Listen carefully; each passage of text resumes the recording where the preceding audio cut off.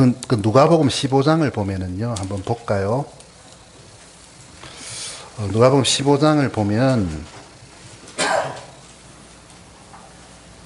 3절에 그분께서 그들에게 이 비유를 말씀하여 이르시되 하고, 누가복음 15장에 세 가지의 비유가 나옵니다. 세 가지의 비유. 첫 번째는 어떤 비유죠? 100마리 양에 대한 비유. 두 번째는 열 드라크마입니까? 열 드라크마에 대한 비유. 세 번째는 잃어버린 아들, 보통 우리가 탕자라 그러죠. 탕자 혹은 뭐 여자 같으면 탕순이, 탕돌이 뭐 이렇게 하여튼 그 탕자에 대한 이야기입니다. 그리고 자, 이것이 15장에 있는 세 가지 비유고요. 16장으로 넘어가면은 15장하고 16장의 차이는 뭐냐 하면은 그 청지기 비유와 이 세 가지 비유의 차이는 뭐냐 하면은 청중이 15장의 비유는 왜 이 세리와 죄인들과 같이 식사를 하시냐고 하고 원망하는 그 바리새인들에게 를 대상으로 해서 이 세 가지 비유의 말씀을 하신 거고요. 청지기의 비유는 제자들에게 이르시되 하고 1절에 기록됐거든요. 대상이 다른 겁니다. 제자들에게 하신 비유입니다. 그리고 제일 마지막에 무슨 이야기가 나옵니까? 사람들은 또 그냥 가만히 있으면 좋을 건데 또 이렇게 좀 막 내가 안다는 것을 좀 자랑하고 싶어서 부자와 나사로 비유요 이렇게 대답을 합니다. 근데 부자와 나사로는 비유가 아닙니다. 이거는 그냥 이 지옥을 만드신 예수님께서 그 지옥을 직접 보시고 뭐 이상은 뭡니까 이제 어디죠? 요새 한참 문제가 많은 그 이스라엘의 그 갑자기 생각이 안 나네. 아니 그 지역 이름 뭐죠? 가자 지구에서 KBS 특파원 누구누구가 전하겠습니다 하고 말하잖아요. 그 기자가 그런 것처럼 예수님께서 마치 그 현장에 있는 뭐 전쟁 종군 기자나 이런 것처럼 지옥을 직접 보시고 이렇게 보도하는 것처럼 이런 일이 있었습니다 하고 말을 실황 중계하듯이 말씀하시는 것이지 이게 비유가 아닙니다. 비유. 아시겠죠? 그러니까 비유는 앞에 그 뭡니까? 100마리 양에 대한 비유, 드라크마 비유, 돌아온 아들에 대한 비유, 그 다음에 청지기에 대한 비유. 이거는 비유입니다. 그렇지만 네 번째 나오는 부자와 나사로는 비유가 아닙니다. 여러분들 그렇게 이해하고 계시죠? 동의하십니까? 이게 비유 절대 아닙니다. 이거는 실제 있는 이야기입니다. 이거는 비유가 아니기 때문에 하나님을 믿지 않은 이 부자와 같은 사람은 어떤 일이 생깁니까? 그들의 숨이 멎을 때에 어떻게 합니까? 그들은 당장 이렇게 그 지옥으로 던져집니다. 그렇죠? 그렇지만은 나사로와 같은 하나님을 믿는 사람은 어떤 일이 기다리고 있습니까? 뭐라고 성경에 나와요? 천사가 에스코트를 해줍니다. 그죠? 셋째 하늘까지 이렇게 주인님 가시죠. 고생 많으셨습니다. 그리고 이제 직접 여러분 왜 여러분이 대통령 같은 분이 높은 분이 어디 외국을 방문하면 뭘 합니까? 경찰차들이 오토바이가 앞뒤 차들을 다 막고 빠르고 신속하고 편안하게 가도록 에스코트 서비스를 해주죠. 그런 것처럼 구원받은 사람이 숨이 딱 멎어서 눈을 딱 뜨면은 천사가 수고 많으셨습니다. 가시죠. 하고 에스코트 서비스가 구원에 포함되어 있습니다. 서비스로. 믿으시십니까? 제 이야기 아니고 성경에 나오는 이야기입니다. 아무튼 오늘 불의한 청지기 비유 16장의 비유를 중심으로 사실은 15장과 16장 전체를 한번 이렇게 훑어보면서 그 중에 특별히 청지기 비유에 초점을 맞추어서 그렇게 이야기하는 시간을 오후에 갖도록 하겠습니다. 좋겠죠? 예.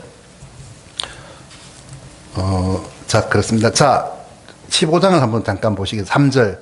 그분께서 그들이 누굽니까? 예수님에게 입이 이만큼, 입이 대발, 그러죠. 5발은 나와가지고, 불평하는 거죠. 왜 저런 사람하고 어울리냐고. 이렇게 불평하는 사람들을 들으라고 세 가지 비유를 하셨습니다. 근데 여러분, 한국어하고 영어하고는 같은 그 뭐랄까요 그 뭐라고 말하죠 종류 어군의 언어가 아니기 때문에 언어가 차이가 좀 있습니다. 그러니까 또 발달된 언어가 다릅니다. 예를 들어서 한국어는 어떤 게 발달했습니까?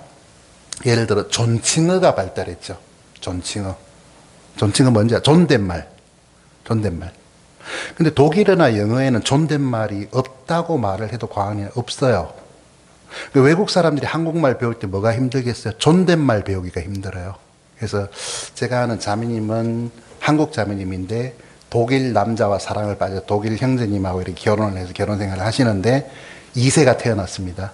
엄마한테는 한국어를 배우고 아빠에게서는 독일어를 배우고 학교에서 독일어를 배우고 근데 독일어가 모국어죠 걔는. 한국말이 좀 서툴어요.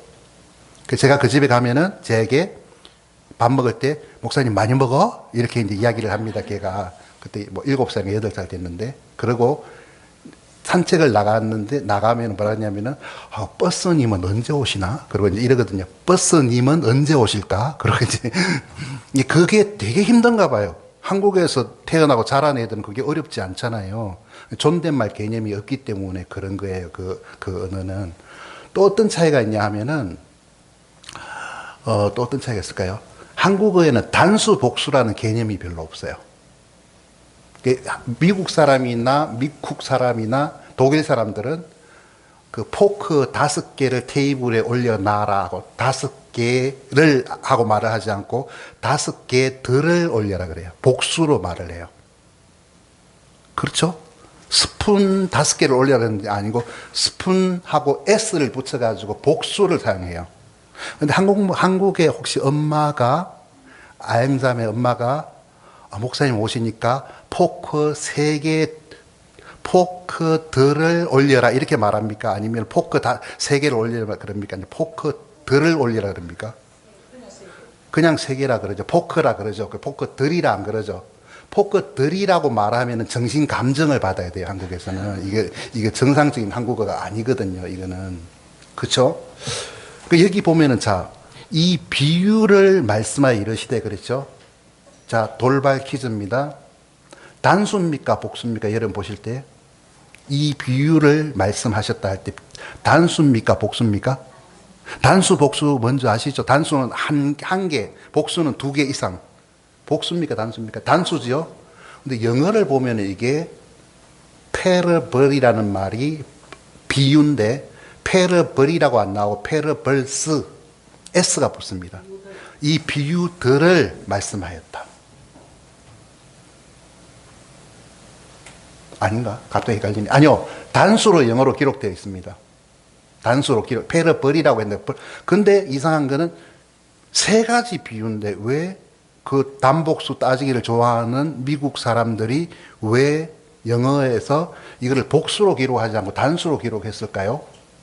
갑자기 제가 막 착각을 해가지고 이거 성경 번역에 중대한 실수를 했네 이런 생각이 들었는데 역시 아니었습니다. 그게 아니고 영어도 단수로 나와요. 왜 그럴까요? 비유하는 그 내용의 대상이 다 틀릴 때. 또 다른 의견 있으세요? 자, 이런 거 아십니까? 어느 날 파라오라고 하는 이집트 왕이 꿈을 꾸었습니다. 어떤 꿈을 꾸었죠? 첫 번째 꿈. 야윈 소가 살찐 소가 풀을 뜯어먹고 있는데 7마리 소가 뜯어먹고 있는데 빼짝 마른 다이어트를 아주 심하게 한 소들이 나타나서 그 뚱뚱한 살찐 소들 잡아먹고 먹었죠. 그 다음에 그 아주 충실한 이삭이 있는데 그 이삭을 또 삐짝 마르고 이렇게 동풍에 마른 그런 것들이 또 삼켜버리는 그런 꿈을 꾸었죠. 자, 파라오 왕이 2개의 꿈을 꿨습니까? 1개의 꿈을 꿨습니까? 2개의 꿈을 꿨죠. 근데 요셉이 뭐라 하냐면은 왕께서 파라오 당신께서 꾸신 꿈은 하나이다 이렇게 말해요. 2개의 꿈을 꿨지만은 같은 것을 말해주는 꿈이기 때문에 하나라고 말을 하는 거예요. 이해가시죠? 무슨 말인가? 그런 것처럼 3개의 비유가 나오지만은 3개의 비유들이 아니고 다른 이야기처럼 보이지만은 하나의 사실을 가리키고 있기 때문에 단수를 사용한 거예요. 이해하셨죠? 예. 자, 보십시다. 이 세 비유를 빠르게 한번 이야기 드릴게요. 빠르게. 너무 기니까 두 가지만 할게요. 첫 번째, 100마리 양에 대한 비유. 짧게 제가 말씀드릴게요. 자, 성경 보지 말고 컨닝 하면은 절대 안 됩니다. 컨닝 하면은, 이게 이제 나중에 책망을 받습니다. 하늘나라에 가서. 컨닝 하지 말고 대답을 하세요. 자, 이 양을 치는 목자가 있었는데, 양이 몇 마리가 있었습니까? 보지 말고 하세요. 양을 몇 마리를 소유했죠, 이 목자가? 100마리. 100마리. 예, 맞습니다. 예, 그거는 다 맞출 수, 이건 시험이에요. 진짜 퀴즈가 아니고. 진짜 퀴즈는 뭐냐면은, 100마리 양 중에 이 목자가 몇 마리 양을 잃었어요? 한 마리. 한 마리. 다 동의하십니까? 한 마리? 한 마리? 한번 생각해 보십시오. 자, 그러면은 다시 이야기를, 자, 아직 보면 안 됩니다. 눈 떠라 그러지 않을 때, 눈 떠라는 말 하기 전에 눈 뜨면 반칙입니다. 보시면 안 됩니다. 자, 한 마리를 잃어버렸죠. 이제 목자가 그러면 어떻게 해야 됩니까? 이제 한 마리를 찾으러 나가죠. 그러면은 잃어버려지지 않은 양은 몇 마리예요? 자, 산수가 필요한 시간입니다. 99마리, 99마리입니다. 그러면 여러분이 목자라면은 이 99마리 양을 어떻게 합니까? 가둬버린다고요? 그때는 가둔다 그러지 않고 안전하게 이렇게 어디 넣어 놓는다고 말을 하는 겁니다. 그냥 가둬 놓는 게 아니고, 그죠? 예? 그러고 나서 이제 안전하게 딱 해놓고, 그 다음에 한 마리 잃어버린 양을 찾으러 나가겠죠. 그렇죠? 상식적으로. 근데 여기 보면은 뭐라고 나오냐면은, 여러분 보지 마세요. 저만 볼 테니까. 덜에 두고 그랬어요. 덜에 두고. 그 덜이란 말은 그 김해 평야 이런 말이 아니고, 그 황야, 그 이렇게 막 이리들이 막 왔다 갔다 하고 그런 곳을 말하는 거예요. 그 덜이라는 말은. 자, 덜에 놔두고, 99마리를 놔두고 한 마리를 찾으러 가요. 그러면 여러분 한번 사람의 입장이 아니고 여러분이 감정이입을 해서 여러분이 그날 밤에 출출한 그 뭡니까 이제 야참이 필요한 일이라고 여러분 자신에 대해서 감정이입을 한번 해보세요. 자, 뭐 출출한데 뭐 먹을 거 없나 그러는데 무슨 양소리가 나는데 보니까 세려 보니까 99마리 양이 덜에 오골오골 이렇게 앉아 있는 거예요. 서 있는 거예요. 그러면 뭡니까? 도시락이죠. 이거는 완전히 야참거리죠. 이해가십니까? 그렇죠? 근데 이상하게 그 목자는 그 양들을 거기 덜에 놔두고 한 마리를 찾아갔거든요. 근데 그 다음에 무슨 이야기가 나오냐면 이와 같이, 그리고 그 양을 찾으면 어깨에 메고 돌아와서 잔치를 벌인대요. 뭐 이것도 그렇게 말을 할 수 있는지 모르지만 여러분이 이 목자의 입장이 돼보세요. 한 마리 말 안 듣고 가출한 양을 찾아왔어요. 그래 기뻐져. 이런 걸 찾았으니까. 그죠? 그거는 이해가요. 근데 잔치할 일이에요. 그게. 뭔 말인지 모르겠어요. 동네 사람 다 불러 잔치하면은 양 5마리 잡고 소 1마리 잡아야 되잖아요. 그런 생각은 안 해보셨어요? 이게 좀 수지가 맞는 장사가 아니에요. 보통 목자는 잃어버린 한 마리 양을 찾았다고 잔치를 벌리지는 않아요. 그렇죠? 좀 이상한 이야기예요. 뜯어보면은.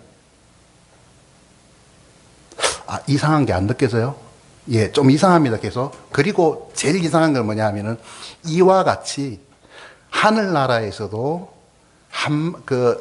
죄인 하나가 회개하면 하늘에서는 회개할 것이 없는 의인 99을 인하여 기뻐하는 것보다 더 기뻐한다. 이런 말을 했어요. 여러분 이해 가십니까? 의인이 99명이 있는데 죄인 하나가 회개를 하면은 기존 의인 99보다 한 명의 돌아온 죄인을 특히 기뻐한다. 그냥 아무 생각 없이 읽으면 그렇구나 싶지만 좀 생각을 해보면은 하나님도 새 거를 좋아하시나? 뭔 말인지 이해가세요?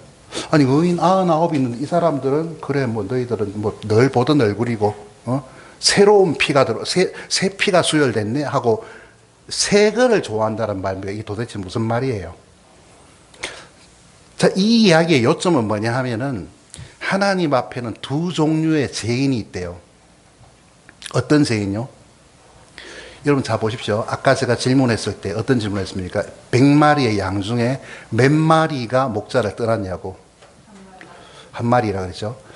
이게 조금 제가 이제 이런 생각을 좀 하게 되어서 내가 좀 이거 이단처럼 뭘 성경을 잘못 알았나 하고 좀 걱정이 돼가지고 좀 이렇게 그 뭐랄까 뭐라 그러죠. 이제 그 검열이라 그럴까. 이제 다른 목사님들은 여기에 대해서 뭐라고 했나고 이렇게 좀 살펴보았는데 특별하게 이제 그게 여기에 대해서 자세하게 말하는 그런 설교집이나 뭐 주석사나 이런 건 잘 없더라고요. 근데 이제 미국의 이제 복음주의 계열의 아주 훌륭한 이름난 목사님이 있는데 위어스비라고 하는 그 설교자가 이제 주석가고 이제 이분의 별명은 목회자의 목사 이런 별명으로 불릴 만큼 굉장히 목회자들에게도 존경을 받는 그런 훌륭한 목사님이세요. 그러니까 이게 보편적으로 인정을 받는. 근데 그분의 주석서를 보니까 저처럼 설명을 해서 아, 내가 이상하게 깨달은 게 아니구나 하고 좀 안심이 되더라고요.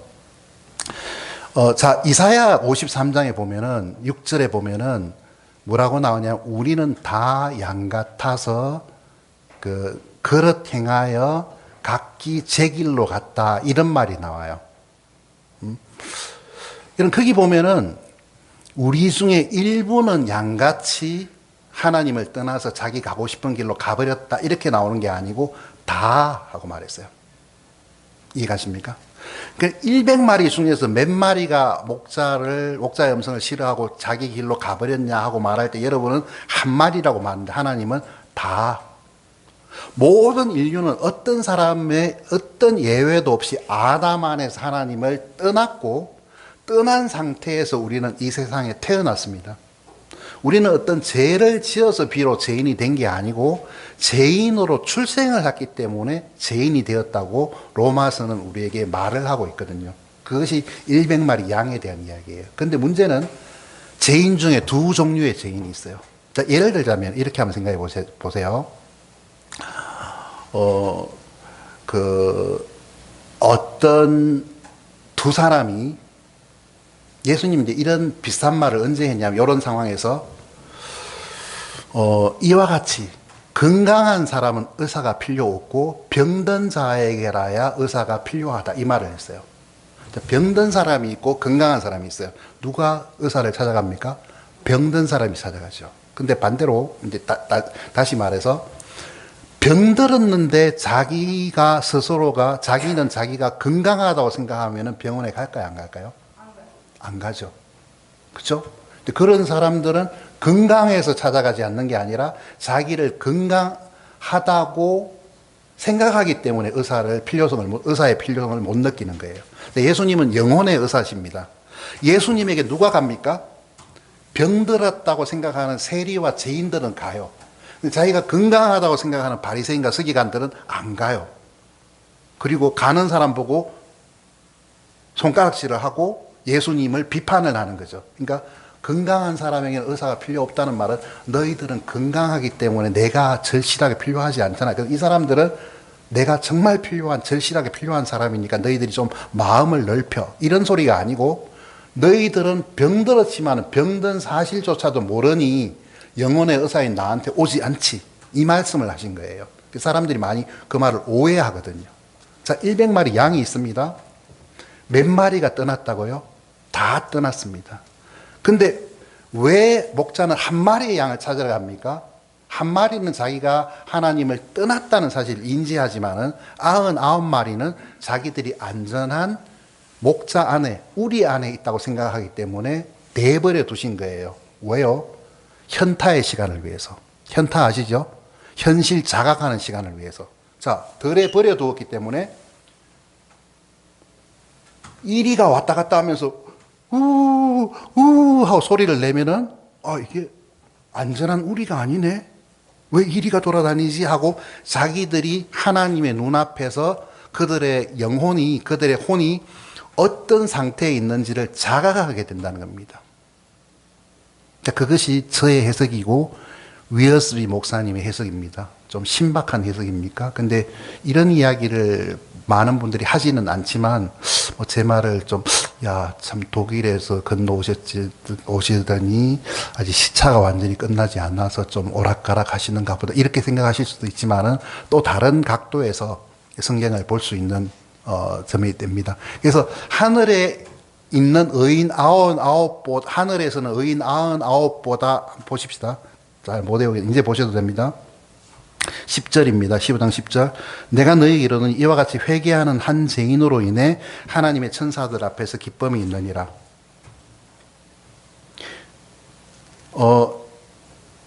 아니네요. 죄송합니다. 그게 아니고 7절이네요. 내가 너희에게 이르노니 이와 같이 하늘에서는 회개할 필요가 없는 의로운 99 사람보다 회개하는 한 죄인으로 인해 기쁨이 더 있으리라. 자, 회개할 필요가 없는 의로운 99 사람은 구원을 받아서 회개할 필요가 더 이상 없다는 뜻이 아니고 스스로 자신을 의롭다고 믿기 때문에 회개의 필요성을 못 느끼는 사람들이라는 뜻이에요. 그 99명의 사람, 바리새인과 서기관 같은 사람보다는 자신의 영혼의 상태를 자각하고 돌이키는, 주여 나를 불쌍히 여기소서 하고 돌이키는 그 한 사람으로 인하여 하나님은 더 기뻐하신다, 이 말을 하고 있는 거거든요. 자, 두 종류의 죄인이 있습니다. 병자가 있습니다.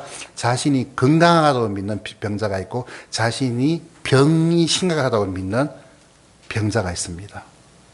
그 이야기를 하는 겁니다. 두 종류의 죄인이 있습니다. 자기를 죄인이라고 생각하는 죄인과 자기를 의롭다고 믿는 죄인이 있습니다. 대표적인 사람들은 바리새인과 서기관입니다. 자, 먼저 이 비유를 예수님은 누구를 대상으로 하셨습니까? 왜 저런 사람들하고 같이 밥 먹어요? 하고 원망하는 바리새인과 서기관을 대상으로 이 말을 했다는 여러분이 잊어서는 안 됩니다. 그거를 잊어버리면 비유를 제대로 이해할 수 없게 되어버립니다. 자, 두 번째는 건너가고 시간 관계상 세 번째 이야기를 짧게 한번 해보죠. 어떤 사람에게 두 아들이 있었습니다. 다시 질문 들어갑니다. 둘 중에 누가 아버지를 떠났습니까? 첫째 아들, 둘째 아들. 둘째 아들.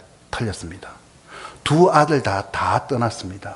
두 아들이 다 양 같아서 떠났다는 말과 첫 번째 비유와 같은 이야기입니다. 한 가지 비유입니다. 자, 둘째 아들은 몸과 마음이 다 아버지를 떠났고요. 첫째 아들은 몸은 아버지와 같이 있어도 마음은 아버지로부터 떠난 사람입니다. 누구예요? 종교인들. 외형적으로 하나님과 각각 하나님을 존경하는 것 같지만은 입술로는 나를 존경하지만은 마음은 내게서 멀도다 하고 책망을 받은 그 부류의 사람들, 종교인들을 말하고 있는 것입니다. 둘째 아들. 아시겠습니까? 그 같은 이야기를 계속 하시는 겁니다. 계속해서 하시는 겁니다. 자, 아무튼 이 세 가지의 비유는 이제 어떻게 아담 안에서 하나님을 떠난 인간이, 여러분 우리가 구원받으려면 뭘 해야 되죠? 어떤 일요일날, 주일날 하는 교회 학교에서 교사분이 어린아이들에게 물었대요.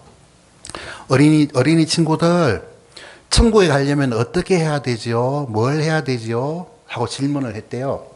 그 어린아이들이 뭐라고 대답했을까요? 예.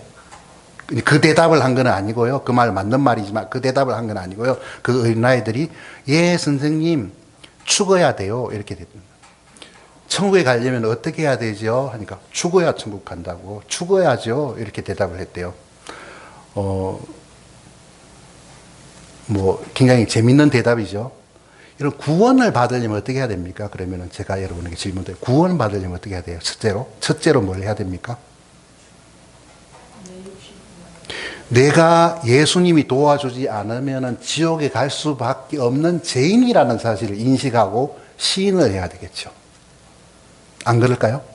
그거를 인식하지 못하면은 여러분 그 옛날 어른들은 뭐라 그런 줄 압니까? 예수님이 그 할아버지 위에 돌아가셨어요. 그러면은 왜 남의 죄를 자기 마음대로 가져가? 이렇게 화를 내신다니까요.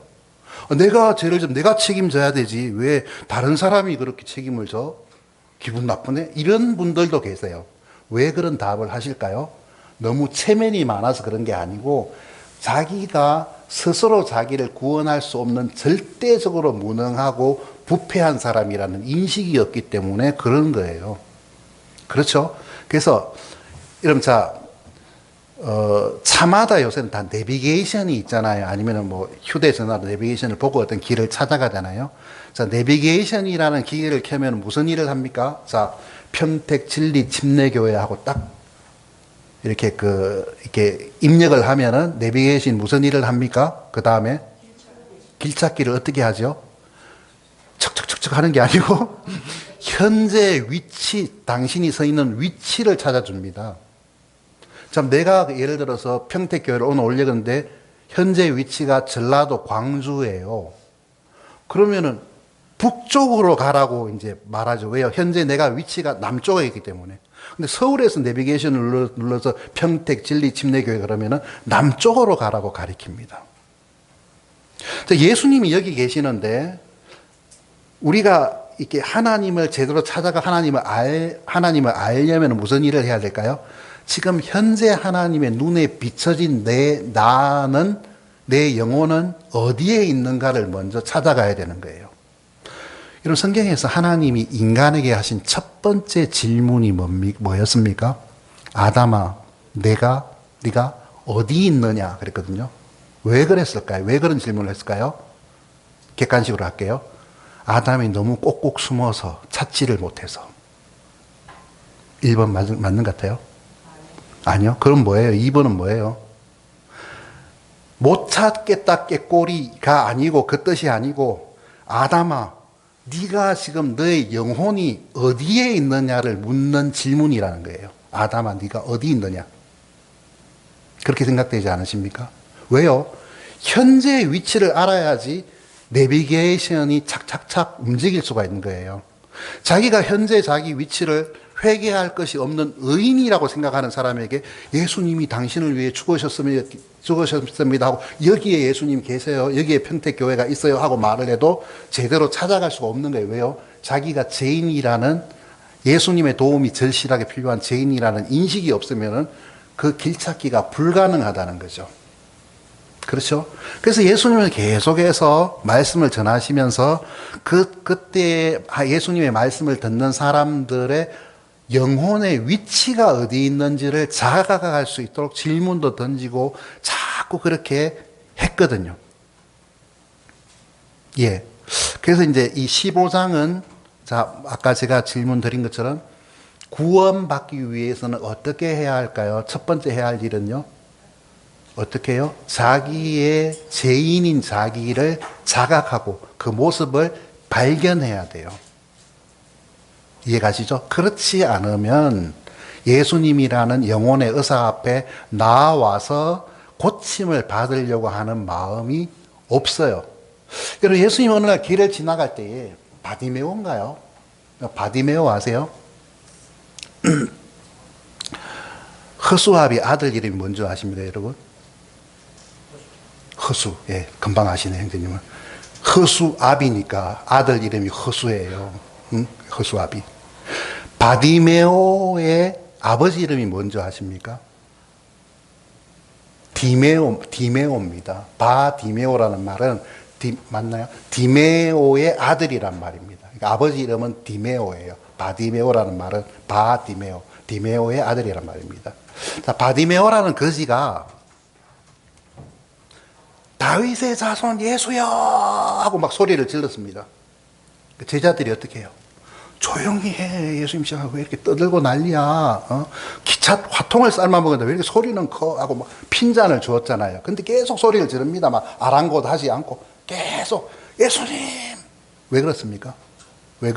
왜 지금 이러고 있는 거예요? 이 소경이 예수님만이 유일하게 자기에게 다시 볼 수 있도록 하실 수 있는 분이라는 것을 인식했기 때문에 니들이 뭐라고 말하든지가 난 내 눈 떠야 되겠다. 이 기회에 다시 오지 않는다 하고 절박하게 소리를 지른 거거든요.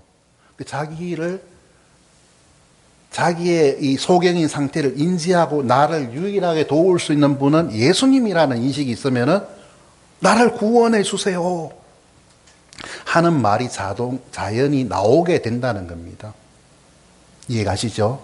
예, 그래서 15장은 우리 모든 인류는 하나님의 구원을 받아야 할 존재가, 그 구원이라는 것은 이제 하나님께로 돌아와서 뭐라고 말합니까? 그 둘째 아들이 내가 하늘과 아버지께 죄를 얻었사오니 하고 자기의 죄를 고하고, 그때에 이제 그 아버지는 그 아들에게 가락지를 끼우고 신발을 신겨주고 잔치를 베풀고 안아주죠. 신발을 신긴다는 것은 종은 신발을 신지 않는답니다. 아들로 대우한다는 거죠. 가락지를 끼워주고 잔치를 베풀고. 자, 다시 하나님, 아버지를 떠난 아들이 다시 아버지에게 돌아와서 아버지로부터 받아들여지는 이야기, 구원에 대한 이야기를 하신 거예요. 이렇게 그림처럼 쉽게 이야기를 하신 거예요. 그런데 그러면 이제 순서상 16장은 무슨 이야기가 나옵니까? 이제 그런 놀라운 하나님의 구원을 받은 사람들이 그 이후에 어떠한 삶을 살 것인지에 대한 주제가 펼쳐지는 거예요. 여러분, 청지기란 말 많이 들어보셨죠? 청지기. 그래서 이제 뭐라 그럽니까? 이제 교회에 가면은 목사님들이 우리는 이제 말하자면은 그 뭐라지 이런 걸 집사라 그러죠. 집사라 말, 그 교회 뭐 장로님, 집사님 그런 말이 아니고 집 주인이 아닌데 주인처럼 모든 주인이 소유한 것들을 관리하는 사람을 청지기 혹은 집사라는 말을 합니다. 요셉이 보디발, 자꾸 저는 보리밭이라고 자꾸 제 입에서 나와가지고 조심해야 되는데, 보디발의 모든 것들을 관리하는 사람이 되었어요. 그 집사. 저도 집사예요. 목사이지만 또 집사예요. 우리 집 강아지 집사거든요. 이제 이 강아지를 관리하고 이렇게 섬기는 그런 사람입니다. 우리 집 강아지가 우리 집에 서열이 굉장히 높거든요. 그래서 잘 모셔야 돼요. 아무튼 이런 말을 합니다. 교회에 오면은 여러분 하루가 24시간이죠. 맞죠? 분으로 따지면 몇 분입니까 하루가?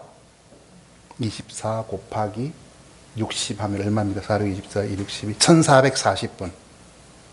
금방 계산한 게 아니고 외운 겁니다. 제가 그렇게 머리가 좋지는 않습니다. 1440분. 초로 하면요. 1440 곱하기 60 맞나요? 하면은 86,400. 이것도 계산한 게 아닙니다. 외운 겁니다. 86,400초가 하루라고 하는 시간이 우리에게 주어졌습니다. 이 시간은 내 겁니까? 하나님 거를 우리가 관리하는 겁니까? 자, 질문을 몇 가지 드릴게요. 자, 자식은 하나님께서 부모에게 주시는 선물이죠. 그렇죠? 근데 그 자식은 내 거예요. 하나님 거예요. 그러면 못된 자식 놈들은 내 인생은 나의 것이라고, 부모님 것도 아니고 하나님 것도 아니고 자기 거라고 하는데 아니에요. 하나님 거예요. 그렇죠? 왜요? 하나님 우리에게 목숨을, 생명을 주셨기 때문에 다 하나님 거예요. 여러분, 11조를 드리십니까? 11조 왜 드립니까? 11조를 드리는 이유가 뭡니까? 여러분, 열심히 회사 가서 일했습니다. 죽도록 상사한테 요거도 먹어가면서 10분의 9는 내 것이고 10분의 1은 하나님께 드리는 겁니까? 그래서? 아니요. 11조를 드리는 이유는 10의 10이 다 하나님 거라는 것을 인정하는 의미에서 그거를 믿음을 표현하는 것이 11조예요. 그렇게 생각하셔야 돼요. 10의 9가 내게 아니고 10의 10이 다 하나님 건데 그 중에 10의 1을 최소한 드려서 이게 10의 10이 다 하나님 거라는 것을 인정하는 행위가 11조를 드리는 거거든요. 유대인들이 그렇게 했죠. 여러분, 저는 이제 장로교, 저희 부모님은 장로교 고신이라고 조금 엄격한 장로교회에 나가셨어요. 그래서 저희 아버지는 이렇게 토요일 날 은행에 가셨어요. 왜 가셨을까요? 돈 빌리러, 헌금하기 위해서. 그게 아니고 빳빳한 돈으로 바꾸기 위해서. 하나님 빳빳한 돈을 좋아하신다고 생각하셨나 봐요, 저희 아버지는. 근데 그렇게 못 바꾸면 어떻게 하냐면은 일요일날 일요일이라고 하면 되게 혼나서 저희는 주일이라고 말했어요. 주일날 교회 가기 전에 다림질을 하셨어요. 예? 그래서 성경책 안에 딱 넣어가지고 안 구겨지도록 해가지고 봉투 안에 딱 넣어야지 그냥 돈만 덜렁덜렁 헌금함에 넣으면 그 불경스러운 행위라고 생각을 하셨거든요. 저희 부모님은, 어머니는 저희 형과 저를 위해서 토요일 날 일요일 먹을 간식을 사놓으셨어요. 왜냐하면 일요일은 돈을 못 쓰게, 안식일이니까 돈을 못 쓰게 하셨거든요. 제가 그런 집안 출신입니다. 무슨 얘기 하다가 이제 옆으로 흘러갔는데, 나중에 생각나면 여러분에게 문자 드리거나 전화를 드리도록 하고 계속 이야기 해봅시다. 자, 여러분, 자, 유대인들은 안식일을 지켰죠. 왜요? 6일은 월요일부터 토요일까지 내 마음대로 살고, 금요일은 불금이라 그러면서 막 이렇게 그렇게 돌아다니다가 하루를, 이날은 주님의 날입니다고 드리는 게 아니라 내일 월화수목금토일 모든 날이 주의 것입니다 하는 신앙의 표시로 일요일을 주일이라고 부르고 이렇게 안식일로 토요일이죠. 지킨 거예요. 그렇죠. 이해 가시죠? 그것도 이해 가시죠? 여러분, 우리는 자식도 내게 아니고 내가 회사 가서 내 돈, 내 산 이런 말을 내 돈 주고 내가 산 거다 그러면 내 거라고 사람들은 말을 하는데 그런 게 어디 있어요? 하나님이 내게 생명을 주지 않고 건강을 주지 않으면은 여러분 돈 벌 수 있어요? 아니에요. 벌 수 없죠. 그럼 다 하나님 거라는 것이죠. 하나님 거. 예. 그래서 그런 의미에서 우리는 우리가 가지고 있는 모든 것들의 주인이 아니고 소유자가 아니고 잠시 맡아서 관리하라고 관리인으로서 살아간다는 의미에서 청직이라고 우리를 부릅니다. 그렇죠? 청직입니다. 하나님 우리에게 시간을 주셨고요. 가족을 주셨고요. 그래서 이제 남편 되시는 분들은 집에서 꼰대가 되면 안 돼. 꼰대 아시죠? 뭔지? 꼰대가 되면 안 돼요. 왜요? 물론 하나님께서 권위를 주셨지만은 그 가정은 내가 주인이 아니고 하나님이 주인이고 자식도 나의 소유물이 아니고 내가 낳았고 길렀다 소유물이 아니고 하나님의 것이기 때문에 잠시 맡아서 보관하는 것 뿐이기 때문에 그런 거예요. 자, 그래서 하나님은 여기 예수님은 우리에게 구원 15장을 통해서 구원에 대한 이야기를 설명하시고 그 다음에는 뭐예요? 너희들은 내가 피를 지불해서 산 나의 소유물이다. 너희가 나의 소유물이기 때문에 너희들이 소유하고 있는 것도 나의 것이다 하고 그런 의미에서 우리를 청지기라고 부르신단 말이에요. 자, 16장을 한번 보십시다.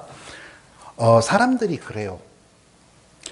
이 불의한 청지기, 이 누가복음 16장의 이 비유는 너무 이해하기가 어렵다. 이런 걸 보통 뭐라 하냐면은 성경 난해 구절 이렇게 불러요. 너무 이해가 안 간다, 어렵다 이런 뜻으로 말하거든요.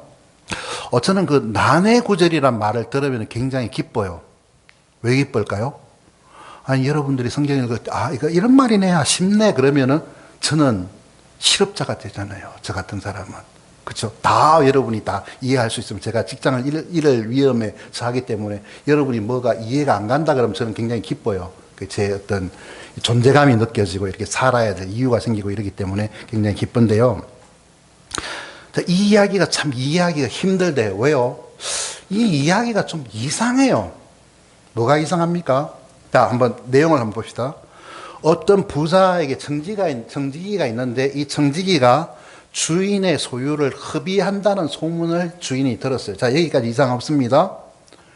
그리고 이제 청지기가 뭐 합니까? 해고 통보를 해요. 너 이제 그만 일해라. 네 일을 이렇게 다 인수인계하고 이제 그만두어라 하고 해고 통보를 했어요. 여기까지 이해가 갑니다. 근데 이 청지기가 뭘 합니까? 뭘 했습니까? 빚을 탕감해서요? 아니요, 그거 하기 전에 뭘 했어요? 뭐요? 시뮬레이션을 돌려봤어요. 자기가 이제 해고되었을 때 앞으로 뭐 해 먹고 살지? 농사를 지을까? 하고 가상 현실을 돌려가지고 밭에 가서 일을 해보니까 막 근육통이 생기고 막 그다음 막 파스 바르고 막 난리가 난 거예요. 내가 이게 육체 노동을 할 수가 없다. 그러면 국어를 하지? 하고 깡통을 들고 나가서 머릿속에서 상상을 해보니까 너무 창피한 거예요. 애들 말로 쪽팔린 거예요, 이게. 할 수가 없는 거예요. 그래서 어떤 결정을 했습니까? 주인에게 빚진 사람을 장부를 보고 다 불렀어요. 너 얼마나 우리 주인에게 빚졌어? 기름 100마리입니다. 6절입니다. 그럼 빨리 여기 50, 얼마? 50이라고, 50말 빚졌다고 써라. 너는 얼마를 빚졌냐? 예, 밀 100석을 빚졌습니다. 그러면은 80석이라고 적어라. 자, 잘했습니까? 못했습니까?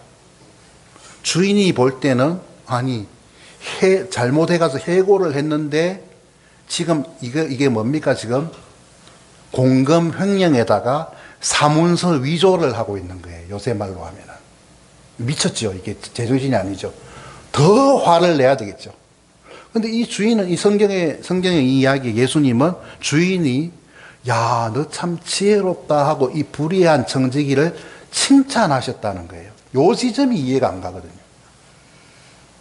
이 너무 이상한 이야기인 거예요. 안 그래요? 여러분 이상하다고 생각도 안 하셨습니까, 여러분은? 참 이상한 이야기예요. 왜 칭찬을 했을까? 진짜 나쁜 놈인데, 배은망덕한 놈인데. 근데 여기 보십시오. 8절. 불의한 청지기가 지혜롭게 행하였으므로 주인이 그를 칭찬하였으니 이는 이 세상의 자녀들이 자기들 세대에서는 빛의 자녀들보다 더 지혜롭기 때문이니라 그랬거든요. 여러분 옛날에 혹시 기억나실지 모르 92년인가 93년에 그 휴거 소동이 우리나라에 한번 크게 있었어요. 그때 이제 그거를 주동한 그 그룹이 다미성교회라고 하는 그 시한부 종말론자였는데, 그래서 이제 사람들이, 이 다미 성교회라는 말이 다 미친 성교회라는 말이구나. 이제 이렇게 이해를 하고, 이제 굉장히 이제 사회의 지탄거리가 되었잖아요. 그 당시에 굉장히 문제가 되었잖아요. 그 다미는 다 미친 성교회라, 다미 성교회가 다 미친 성교회라는 뜻이 아니고, 다가올 미래를 준비하라는 말의 약자라 그러더라고요. 다가올 미래를 준비하라. 여러분 여기서 예수님께서 청지기가 지혜롭게 행하였으므로 칭찬했다는 말은 이 청지기의 사기 행각을 칭찬했다는 말이 아니고, 그 말이 아니고 이 청지기가 미리 미래를 생각해서 미래를 준비하는 것에 대해서, 그 부분에 대해서 칭찬하셨다는 말이에요. 아직도 이해가 안 가시죠? 예를 들어서 그 예수님께서 너희들이 지혜로워라 하고 말을 할 때 뭐라 그랬습니까? 뱀같이 지혜로워라 그랬어요. 이런 뱀에 대해서 창세기 3장에서 뭐라 그럽니까? 동산의 모든 들짐승 중에 뱀이 가장 간교하더라. 그랬죠? 그럼 제가 예를 들어서 여러분에게 저는 이제 그 여호와 증인이라는 말 여러분 들어보셔서 이 교파에 대해서 들어보셨어요? 교리가 어떤지 저도 뭐 정확하게 다는 모릅니다만, 독일 사람들이, 제가 사는 독일 사람들이 종교심이 별로 없거든요. 근데 희한하게 여호와 증인은 지금도 그 가가호 초인종을 누르면서 전도를 해요. 하루 종일 뭡니까 파수되라 그러나요? 뭐 깨어 있어라 그러는데, 그런 책자를 길에 서서 뭐 눈이 오나 비가 오나 날이 쨍쨍 쬐나 서서 그거를 이렇게 나누어 줍니다.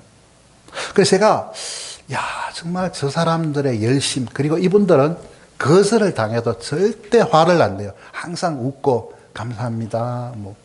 거절해 준 게 감사하다는 말이 무슨 말인지 모르지만 하여튼 절대 화를 안 내요. 그리고 죄송합니다. 이제 독일 그 애들은 좀 어린애도 그렇고 청소년도 그렇고 이렇게 말하자면 예의 없는, 나쁜 말로 하면은 싸가지 없는 애들이 참 많아요.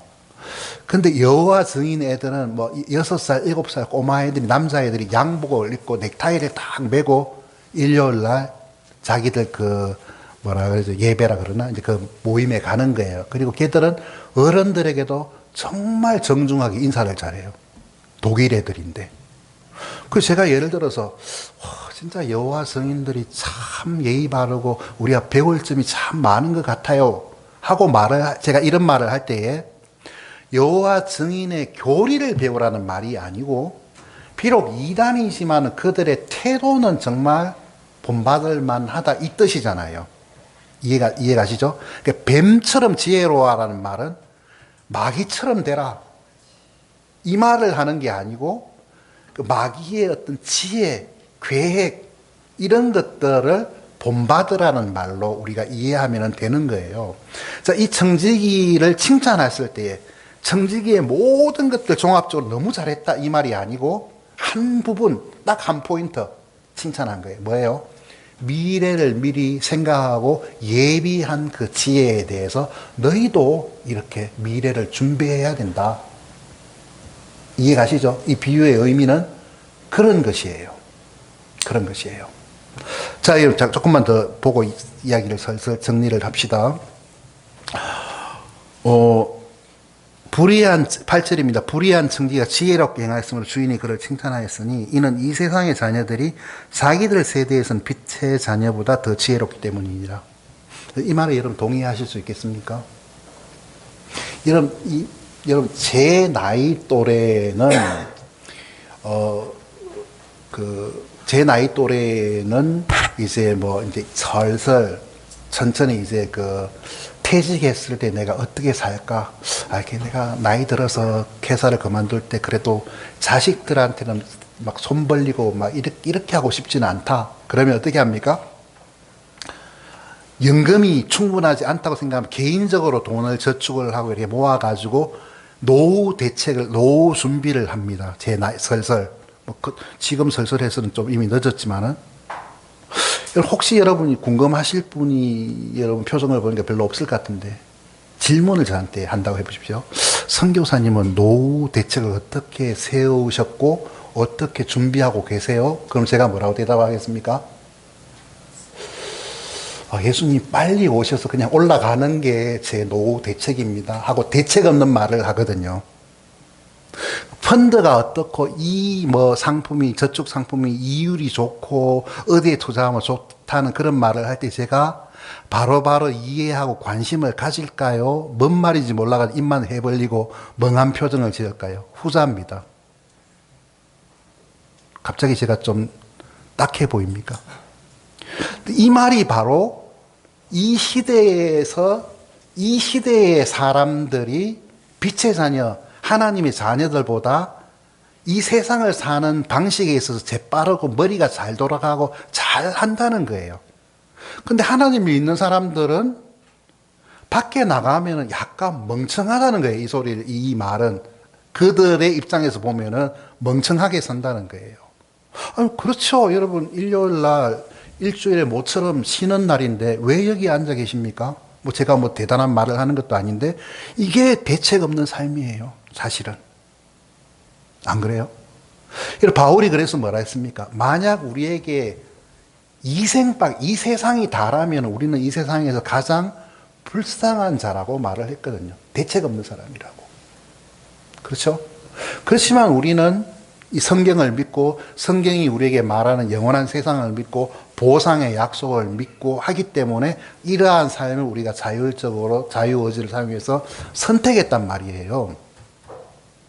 자, 조금만 더 이야기를 봅시다. 9절. 요것만 읽고 이야기를 마치겠습니다. 내가 너희에게 이르노니 불의의 만몬으로 너희를 위해 친구들을 사귀라. 그러면 너희가 숨이 멎을 때에 그들이 너희를 영존하는 것처럼 받아들이리라. 만몬이 뭡니까? 만몬 들어보신 것 같아요. 돈. 만몬은 돈, 더 크게 말하면 물질을 주관하는 신이에요. 돈이라고 말해도 무방해요. 돈. 여러분, 이 세상 사람들의 신은 뭐예요? 그들의 신은 저희의 배다, 이런 말도 있죠. 그죠? 그러니까 돈이 신인 거예요. 돈에 대해서 현대인들은 굉장히 민감하고 목숨을 걸지요. 여러분, 심지어 형제 간에도 돈 때문에 싸우잖아요. 의가 갈라지잖아요. 돌아서잖아요. 그렇죠? 이게 돈. 근데 이게 만몬입니다. 만몬이라는 신인데요. 돈으로 너희를 위해 친구들을 사귀라. 자, 옛날 개혁 성경에는 이거를 단수로 썼어요. 친구를 사귀라. 그렇기 때문에 이제 그 성경 자체 번역에 문제가 있기 때문에 여기서 친구를 사귄다는 말은 우리가 이 세상에 있을 때 예수님이라는 친구를 사귀라는 말이다. 이렇게 목사님들이 설교하시는 분들이 계시거든요. 근데 이게 복수예요. 친구들을 사귀라 그랬어요. 자, 그 말은 무슨 말입니까? 자, 이 불의한 청지기는 어떻게 친구들을 사귀었습니까? 돈으로 사귀었죠. 근데 중요한 거는 치돈이 아니고 주인 돈으로. 자, 100석, 80석, 50, 100, 50서 이렇게 해가지고 마구마구 선심을 베풀었죠. 그 친구들을 사귀었어요. 자, 강제 이제 퇴직을 당했죠. 그러니까요. 그 다음에 어떻게 됩니까? 괜히 마을에 볼 일도 없으면서 지나가면은, 아유, 전직 청직이님, 우리 집에 오셔가지고 같이 식사라도 하시죠. 식사하고 나면은 또 옆구리에 이제 돈줄을 그때 너무 고마웠어요. 하고, 이렇게 수금 활동을 하는 거예요. 그게 친구를 사귀었기 때문에 지금 그 친구들이 이 청지기를 영접하는 것이죠. 이해가십니까? 자, 현재 우리가 가지고 있는 불의의 재물이라는 것은 재물 자체가 나쁘고 불의하다는 말이 아니고 한계가 있다는 거죠. 우리가 가지고 있는 모든 자원들은 언젠가 없어지는 것인데 이것을 주인이 우리에게 준 것들을 시간이나 건강이나 어떤 돈이나 이런 것을 한정적인 시간에서 밖에 사용하지 못하니까 이거를 지금 현재 사용하여서 청지기가 그 사람들을 사귀는 것처럼 친구들을 사귀면 어떻게 한다고요? 자, 9절 마지막을 한번 보십시다. 그러면은 너희가 숨이 멎을 때에 그들이 누굽니까? 그 친구들, 내가 은혜를 베푼 친구들이 너희를 영전하는 것처로 받아들이라. 이 친구들이 우리를 천국 보내준다는 말이 아니고 우리가 천국에 가면은 내가 도움을 준 이 친구들이 우리에게 어떤 보답을 한다는 거예요. 뭐라고 설명을 할까요? 바울이 빌립보서에 보면은 나의 자랑과 나의 관, 옛날 개혁성 멸류관이라 그랬는데 나의 자랑과 관이 어디 있느냐? 너희들이 나의 자랑이고 너희들이 나의 관이다. 자, 여기 김 목사님 계십니다. 내가 이거 뒷조사를 안 해봐서 잘 모르겠는데 김 목사님 은행 잔고가 숨겨놓은 비자금 같은 게 한 몇억 대가 있으리라고 여러분 생각이 되세요? 아니요. 아니요? 그렇게 빨리 대답하면 신뢰가 되죠. 그럴지도 모르잖아요. 아무튼 근데 김 목사님 말하는 거예요. 여러분에게 여러분이 나의 관이고 여러분이 나의 자랑입니다. 그럼 김 목사님이 이 현재에서 살았던 삶에 남긴 게 뭐가 있습니까? 은행 잔고가 남은 게 아니고 좋은 고급 승용차가 남은 게 아니고 여러분이 구원을 받고 여러분이 이렇게 하나님을 사랑하고 섬기는 것이 지금 내 인생의 잔고라는 거죠. 내 말은 관이고 자랑이라는 거예요. 이해가세요? 무슨 말인가?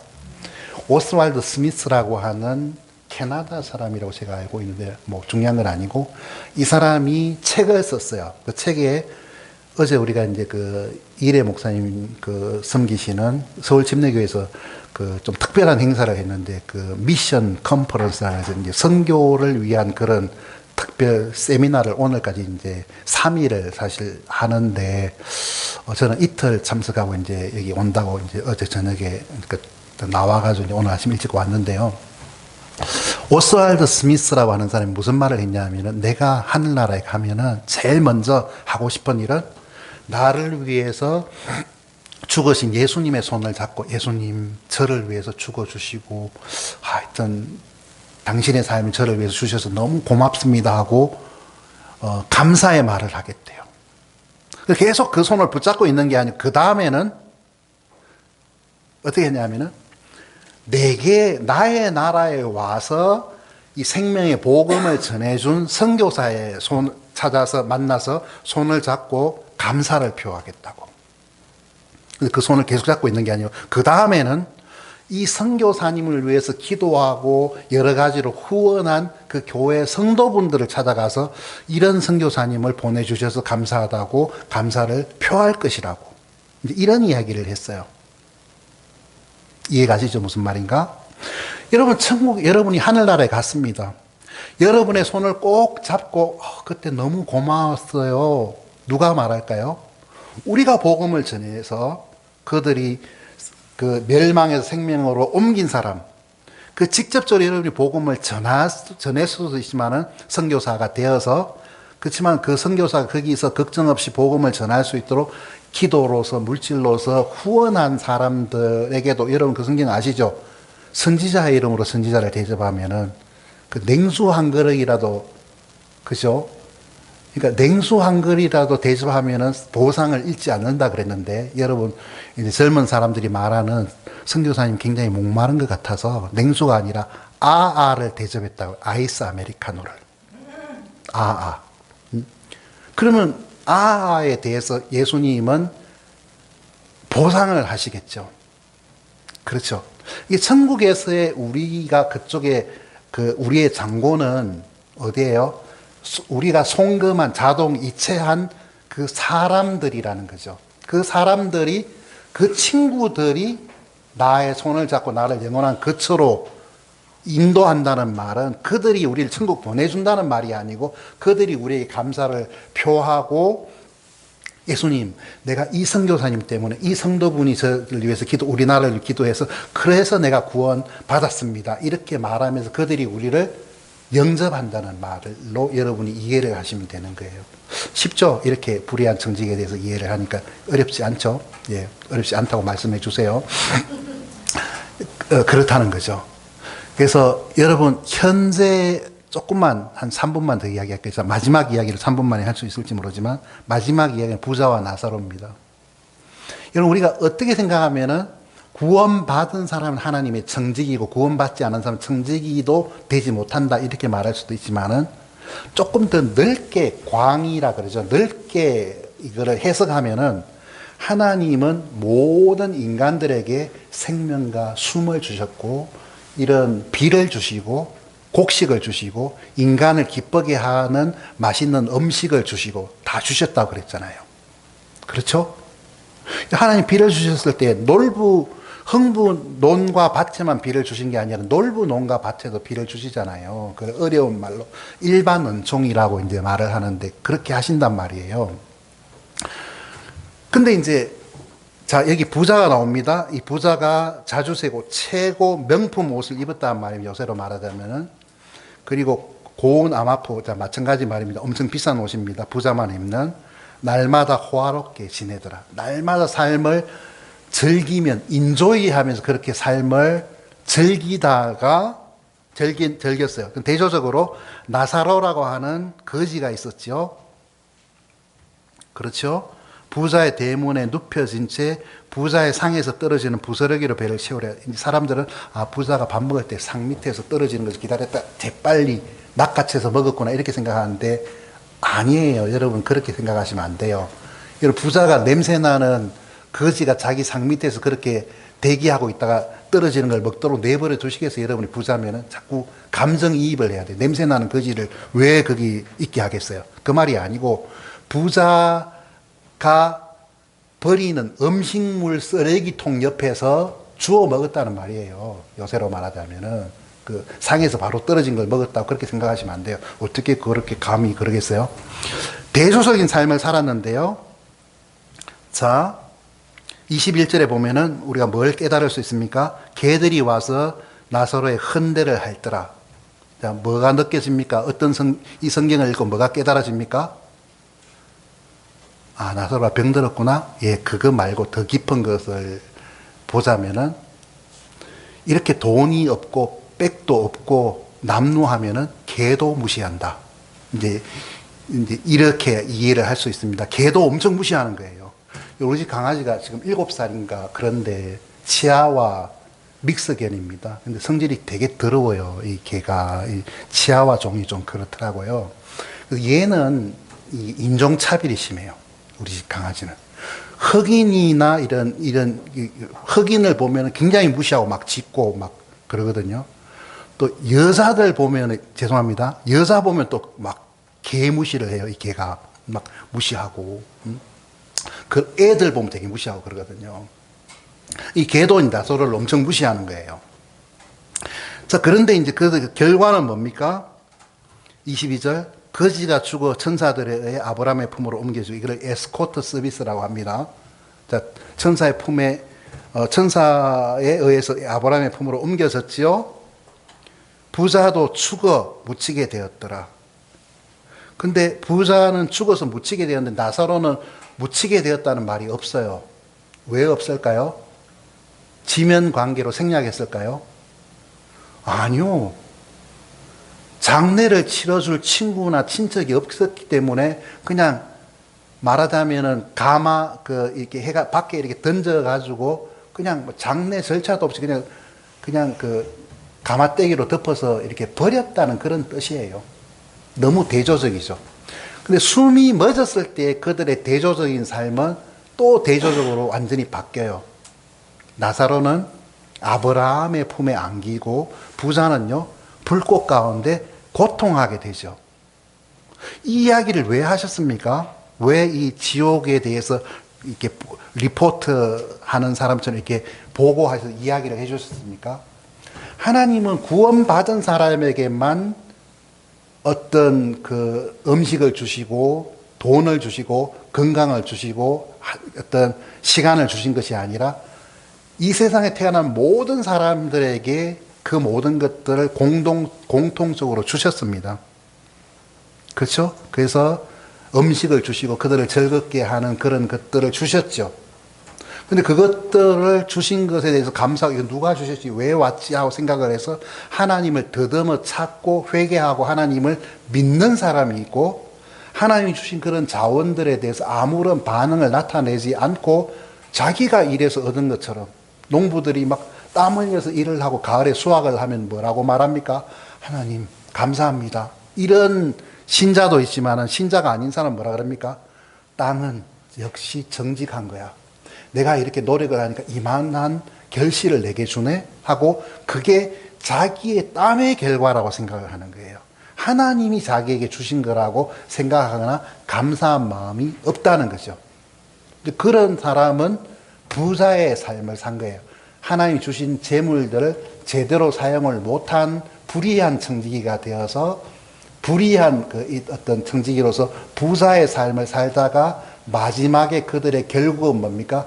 영원한 지옥에 던져지고 그 다음에는 이제 그냥 지옥에 던져졌다가 그 다음에 흰 왕자 심판이 끝나고 나서는 불호수로 옮겨져서 거기서 영원한 형벌을 받는 게 이들의 최종 상태라고 말할 수가 있는 것이죠. 그래서 저는 15장, 16장이 이렇게 하나에 이어지는 이야기인데 15장에서는 인간의 어떤 현재의 상태와 구원에 대한 이야기를 한다면 16장에는 구원을 받은 사람이나 받지 않은 사람이나 넓은 의미에서 보면은 청직이라는 거죠. 그 하나님께 받은 것들을 관리하고 사용하는 사람인데 그 기간 안에 창조주이신 하나님, 오늘 5절에 말한 것처럼 심판자이신 하나님, 이 세상의 주관자이신 하나님을 인정하고 믿음을 갖게 돼서 회개하고 하나님을 믿는 사람이 있고, 그죠? 나사로처럼 또 부자처럼 그냥 인생을 자기 것이라고 생각하고 흥청망청 마음대로 쓰다가 이렇게 고한정된 삶이 끝나면은 영원한 멸망을 당하는 사람이 있거든요. 여러분, 제가 사는 유럽에는 이제 청소년들의 우상이라 그러죠. 롤 모델 중에 하나가 뭐냐면 손흥민 같은 축구 선수예요. 왜 그럴까요? 왜 그럴까요? 이런 손흥민이 가지고 있는 비싼 스포츠카가 몇 대인지 혹시 아십니까? 저도 잘 모르겠습니다. 저한테 말을 안 해줘가지고. 제가 알기로 엄청 비싼 차가 6대인가 7대 있는 걸로 알고 있거든요. 한 대가 아니고. 그러니까 뭐 월요일은 요 찼다고 화요일은 요 찼다고 이렇게 요일마다 다르게 차를 타는지는 모르겠어요. 김민재라는 선수가 최근에 바이언 뮌헨이라고 하는 팀에 수비수로 들어갔는데 얼마를 받습니까? 연봉을, 주급을 얼마 받습니까?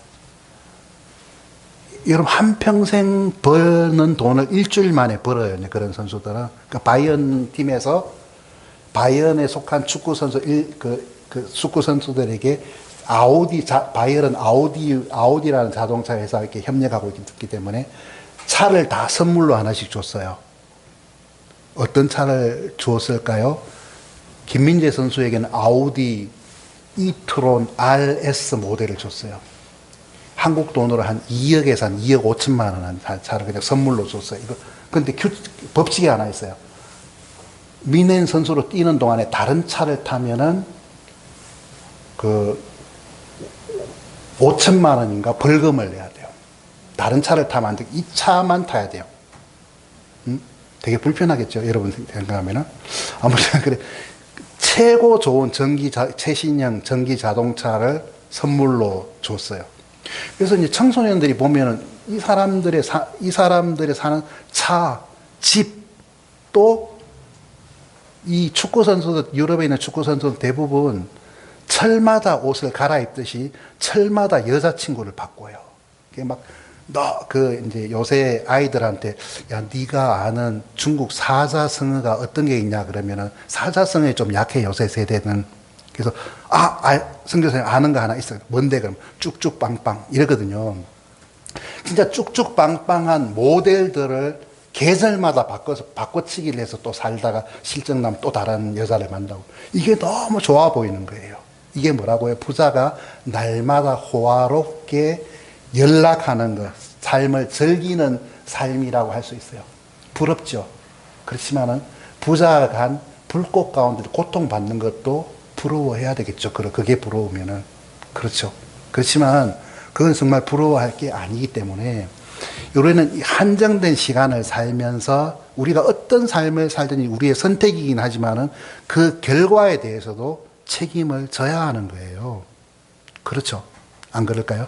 그 긴 이야기를 한 호흡으로 긴 이야기를 엮어서 하는 이야기가 누가복음 15장과 16장의 내용이다 하고 여러분이 그렇게 이해를 하시면 될 것 같습니다. 그래서 이제 하나님이 보시는 인간 세상 사람들이 사는 삶에 대해서 어떤 깊은 지혜, 해안이 담긴 그런 그 장이라고 여러분이 이해를 하시면 좋을 것 같습니다. 그래서 여러분들도 주님 앞에서 현명한 정직의 삶을 사시면서 무엇보다도 누가 현명하다고요? 다가올 미래를 준비하는, 미래를 위해서 친구들을 사귀고 준비하는 사람을 예수님은 지혜롭다고 했습니다. 아시겠습니까? 여러분, IQ 200, 220 되는 사람이 지혜로운 게 아니고요. 자기의 노후 대책을 철저하게 잘한 사람이 지혜로운 사람이 아니고요. 여러분, 자기가 은퇴 이후에 65세 은퇴해서 95세가 30년 최대 사는 삶을 위해서 준비하는 사람은 조금 지혜로운 사람이고 영원을 준비하는 사람은 많이 지혜로운 사람이다. 이렇게 성경은 우리에게 말하고 있다는 겁니다. 세상 사람들이 볼 때 우리는 참 어리석은 사람이에요. 세상은 우리를 이해 못하고 우리도 그들을 이해할 수도 없지만은 저는 진짜 이해 안 가요. 제가 신심이 너무 좋아서 그런 게 아니고, 아니, 이렇게 새들이 있고, 동물들이 있고, 구름이 있고, 비가 내리고, 눈이 오고 이런데, 이것들을 보면서 어떻게 하나님이 있다는 사실이 안 믿어질까?